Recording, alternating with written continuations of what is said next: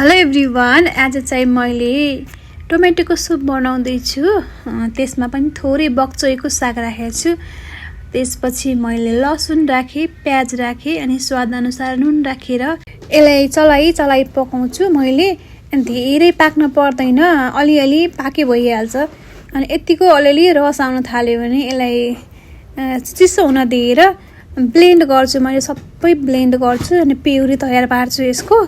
अनि यसपछि यसलाई मैले त्यही भाँडामा नै पकाउँछु। फेरि बाक्लो पातलो कतिको खान मन छ आफूलाई सुप हैन, त्यही क्वान्टिटीमा पानी राख्नु होला। त्यसपछि मैले ब्ल्याक पेपर राख्छु अनि यो भेज फ्लेभरको क्युब पनि राख्छु। त्यसपछि मजाले पकाउने, यो 2-3 चोटि बोइल हुँदासम्म पकाउने। त्यसपछि यो सुप खानलाई रेडी हुन्छ। मलाई चाहिँ सुप चाहिँ जहिले पनि मन पर्ने हो, तर खास गरी जाडोमा अझै मन पर्छ कि सुप। मैले चाहिँ थरीको सुपहरू चाहिँ बनाइरहेको हुन्छु जाडोमा, विशेष गरी धेरै फ्लेभरहरूको। अब चाहिँ सबै सेयर गर्नेछु रेसिपीहरू। भिडियोलाई लाइक गरिदिनु।